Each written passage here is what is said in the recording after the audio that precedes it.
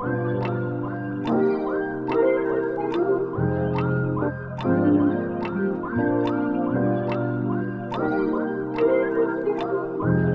is going on, South by East fans? Welcome to the South by East podcast, where we talk about culture, scripture, everything in between. I'm hyped for this one. John, what we got today? Man, we are reviewing the 20th anniversary of John Legend's first solo album. Yes. Get Lifted. And I'm going to tell you something. Here's the thing about music that's funny is I don't know if this is the case with you. Okay. But sometimes you can grow up singing something, or you can be in a state of life where you sing something and you think you know what it means. You think you might really know the words. Yes. But you never took time to really internalize the words. Process what you were saying. I can tell you one of the most famous things for me was I was on the treadmill at the gym and I had my AirPods in and I was singing Prince's Little Red Corvette. And in the silence of my noise cancellation earphones, the words rattled around in my head and I was like, this song doesn't mean what I always thought this song meant.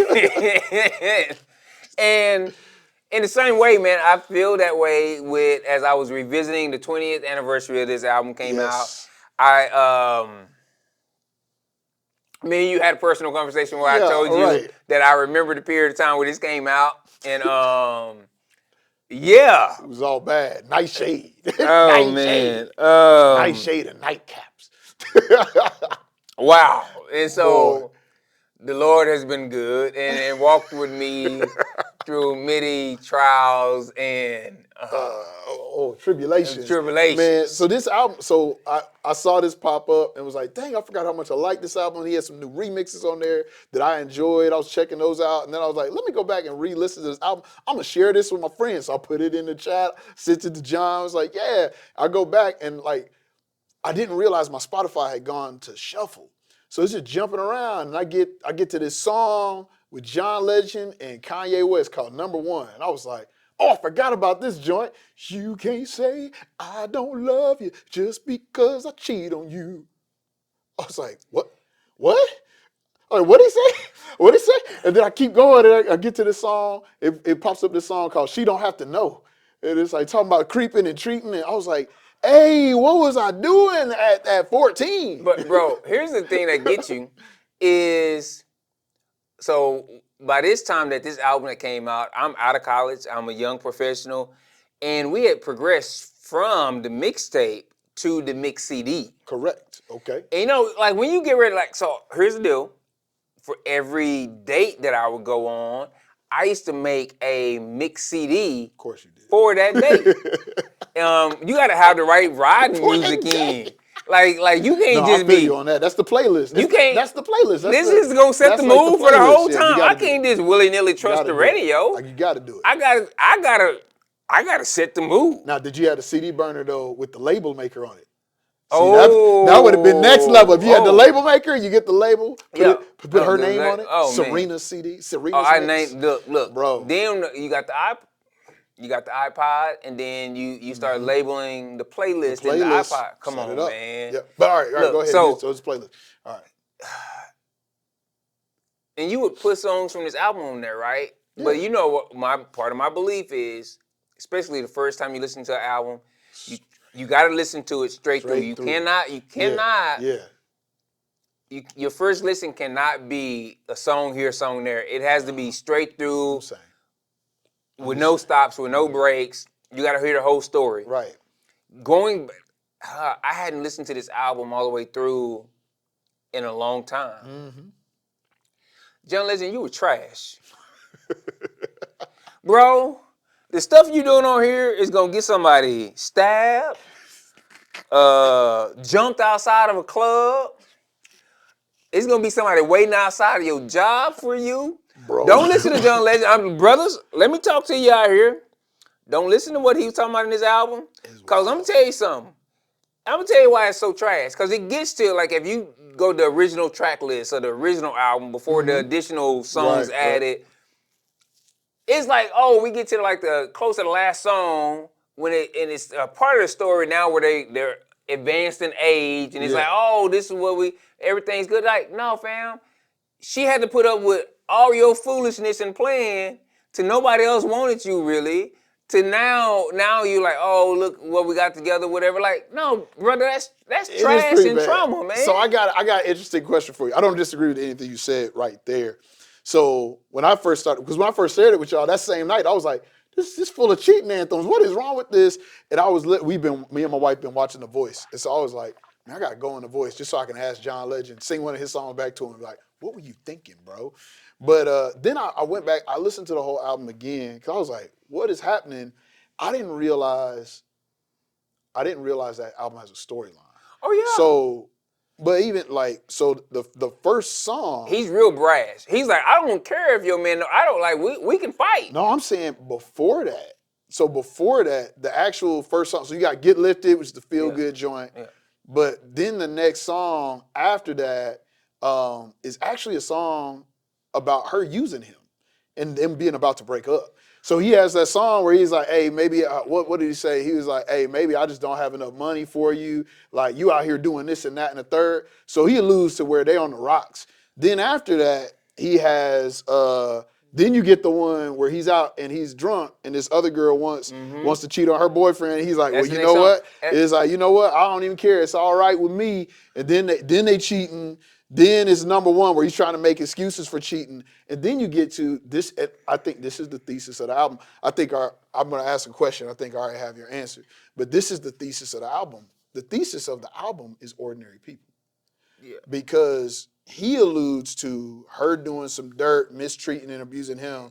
Then she made her mistake. Yeah, and then he goes to his period. But that's the third song of the album is like, man, I used to love you is the name of the song. So I used to love you. Then it goes to, all right, now I'm out, I'm hurting. This other girl looking at me. I'm looking at her. I don't care if her man feel I'm drunk. And now we cheat. Now we in a full-on affair. Now I'm trying to make up for it. And now we get to ordinary people where he's like, man, we're jacked up. Maybe we'll work it out. Maybe we won't. Which I don't think is a great thesis, like for life. I don't agree with it morally. But I feel like that is the thesis of the album and where the other songs come from. So do you think that there's a place for that artistically, or is it still just trash? Let me walk over here to this coat rack and grab my pastoral hat off this coat rack and come back over here. All right. Listen to me. This is still trash. Look, if you feel like somebody's using you, break up with them, go. We have too many relationships in this world where somebody's walking around wounded, hurting other folks, because they've been hurt by this one person in the past. Mm-hmm. That's what this album is. Like, fam, look at all the collateral damage to all these other people because he felt like he was being used on song one. Mm-hmm. And so we got a whole track list of going through here, and he's like, even as Kanye said, like, oh yeah, I know I told you I wouldn't cheat anymore, I won't. Like, what? Like, no. Yeah, no, that song is trash. That song. And then the Snoop song is just as trash. And, I Can Change. Yeah, and this is that's deeper in the track list. That's after Ordinary People. That's right after. No, it's right before. Oh, right before. So that's what I'm saying. Yeah. There's a cheating arc because it starts out, it's set up, and then there's like 3 songs of cheating. That's the She Don't Have to Know and the It's All Right. Then there's number 1. Then I Can Change is the turn. Look, fam. Then Ordinary People's the thesis. After that, we go to Stay With You. We start moving towards Stay With You. And I'm just saying, go get some therapy first. I agree. I do think everybody in this album needs therapy. But it actually made me think of Kendrick Lamar's Good Kid, Mad City. Yeah. Because, like, Good Kid, Mad City, and this makes a point that I was talking about, too. Good Kid, Mad City came out. I was dating a girl, and I liked the album. I really loved it. So I showed it to her, and I showed it to her parents who didn't like rap. Because Good Kid, Mad City starts out Kendrick Lamar going to get with a girl, being out with his friends, all sorts of crazy stuff happening. It starts out in the background. You hear them actually saying what we would effectively call in the faith world a sinner's prayer. Hey, I'm a sinner and like accepted Christ. Then you see the night that leads up to that where somebody gets killed. They out doing dirt. Kendrick smokes weed that's laced with PCP. All sorts of crazy things happen. and you get there. But early on in the album, you get songs like Backseat Freestyle, which is a single, and it is the most just it's trash. Like just content wise, it is trash. It's super vulgar. It's really bad. But it's supposed to be I'm with my friends. I'm freestyling. I'm saying all the stuff that we would normally say. And then on the next track, he talks about how I'm usually going to Bible study at this time, but I'm with the homies. It's different because I'm with my friends. And so it gives this context to it. But here's the thing with it. I loved that album, but what made me stop listening to that album was when I introduced my girlfriend to it, all she ever wanted to do is play Backseat Freestyle. And I was like, this isn't the point. And I want to go back to a question that you asked me, though. Yeah. You said, is there a place for this artistically?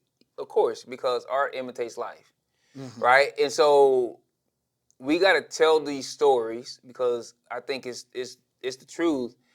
The thing I lament over is that I feel like there's been too many of these stories in real life, too close to my life, that I've seen play out over and over again. Where and I think it becomes a trope, right? Where somebody's like, well, that one girl I was really in love with treated me bad or rejected me, and so that's why I'm out here being a dog. Or female, same way, opposite way. It could go both ways. And I'm like, no, fam. Look, somebody hurt you. Go get some counseling. Go heal up. Yep. Before you get with somebody else and cause them unnecessary injury, go get some help. Let's start doing that. Yeah. Let's not go. And I'm like, and so because the other part of this is this. There's a piece to tell the story, but not glorify the lifestyle. Yes. And part of my concern is that we know some people like that.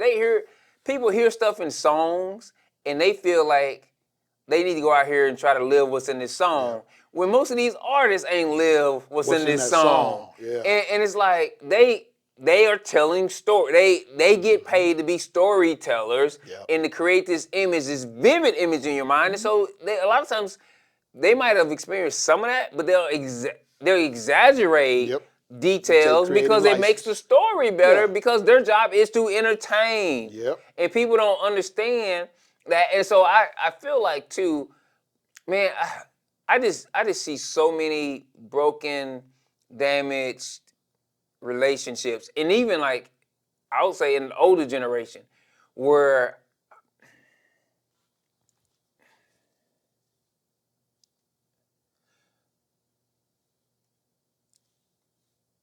I went to both of my grandfather's funerals, and I struggled. Both of my grandfathers were in ministry. They were pastors. But I also know more about their personal lives and their interaction with women and stuff like that. Right. And I know the fallout with their kids and with everything else because of that. And so while people wanted to get up and say different things, and I got up and I honored my grandfather's legacy, and I learned more about what they went through. And I was like, man, I could tell how that trauma had an impact and why they lived the way they live. But I wish they would have got healed. Yeah. So that my parents would have been healthier, socio-emotional.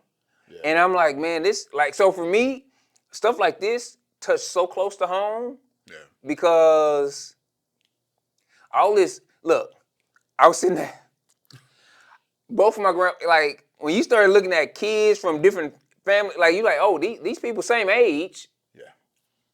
Yeah. Different things of that nature. And you're like, fam. What's happening? What is Come this? On, man. And man, I feel, I don't think this is true for everybody. Me personally, I feel a responsibility with my art to contextualize those things. That's why for the last couple of years, all the songs I make are about processing and healing and working through things. Because I do think there's a place for the story. I do think there's a place for the backseat freestyles and the icon changes and just to depict that trash. I think there is a place for it. But I agree. When I look out, I'm like, I need people that need to be able to see their issue, but need to be able to also identify with a way out. And so that's why I've shifted a lot of my content to be, without trying to be preachy, my songs are going to point towards how do I move out of this? Like, yeah, I want to catch you where you're at. I want you to be able to see yourself, hear yourself in the music, and I want you to be able to know there's a way forward, there's a way out of this, because I think that is also a story that needs to be told. And even like as you talk about Get Lifted, it's like the resolution sounds nice, but still there's no real reconciliation of what I is can tell you happening and how this track. in both sides of my family is not. With stories like Get Lifted ain't real far from reality, but that we didn't get them last tracks. Yeah. I would just like, you understand what I'm saying with that? But I know people who did. I know people who did get those last tracks, and their relationship, they stayed together, but their relationship still jacked up, and they pass all that on to their That's what kids. I'm saying. And so even now when birthdays and stuff like that and anniversaries of deaths and stuff come up in the family group chats on both sides, there's this thing where it's like we still can't really talk about the truth of what happened. Yeah. We still can't really talk about, and there's no processing of the truth of what really happened. And so for me, I stay silent, bro, because I'm like, I can't be out here on this tip with you. Yeah. Because I spent enough time with my parents. I had to deal with their trauma. Yeah. As a kid, I had to deal with their trauma. Yeah. A couple of years ago, I had a conversation with a family member who did some traumatic things to me. I had to suffer the consequences of some decisions they made early in life, and still loved his family member, still was trying to build a relationship with them. And they told me, they were like, yeah, such and such said they wanted to talk about what happened. So I cut them off because we ain't talking about the past. And I was like, oh. And after that moment, I don't think I talked to that family member for almost a year, because I was like, hey, I'm here for it if we can have a real relationship. But I'm like, if I can't really talk to you, I have some questions about what happened. I'm hoping, yeah, I'm giving you grace, but I'm also like, hey, eventually we gonna build the trust up to be able to deal with this. If you gonna run from it and we can't actually deal with what happened, I just can't have you in my life right now. And when you get to that place, we'll be able to get, and we did, eventually we got to that place. But I was like, hey, I can't have a relationship with you, bro. if we can't have a real relationship. Me and you talked about, even with my own father, like the trauma, right? I'm 2 generations in, right? Yeah. And I told you, I brought it up one time. I was like, hey, we got to talk about some stuff, and he's like, nah, and I was like, okay. And that pretty much shelved that our relationship would never go past a certain point. Yep. Because I'm like, fam, until we talk about this truth, we can't truly reconcile. Because our relationship can't go deeper. Yeah. Until we really talk about this. And so I'm like, hey fam, go get some help. Yeah. And I think these are kind of my last thoughts. Like, as we wrap that up, I think some people think talking about it is the blame game. If we talk about it, we're just bringing back up old stuff or bringing back up old hurts. And no, that's not true. There's a place to hold of, hey, you hurt me, and I want to tell you how you hurt me in a loving way, so that we can move past it. And it's not just bringing it back up and me having to get back at you. It's the opposite of that. And I don't think that everyone knows how to do that. So that being said, we do want to hear what you think about the album. Incredible artist. Yep. The music is incredible. There's some definite parts of it. Like, man, I've used it in the sermon here recently. And so it's one of those deals, and I talked about, use ordinary people to talk about conflict. Yep. I want to link that. I want to link that sermon. I was thinking about what the best resource would be to link. I want to link that sermon in the description, because I want people to hear. I want you guys to hear, how do we healthily address conflict and set up boundaries? And I think that sermon is a great entryway to that. So we're going to link that, man. But what do y'all think? Let's have more conversations here in the comment section. Continue to comment, like, subscribe, follow us on your favorite platforms. Share this with a friend who loves some trash music. And we'll see you next week in the intersection.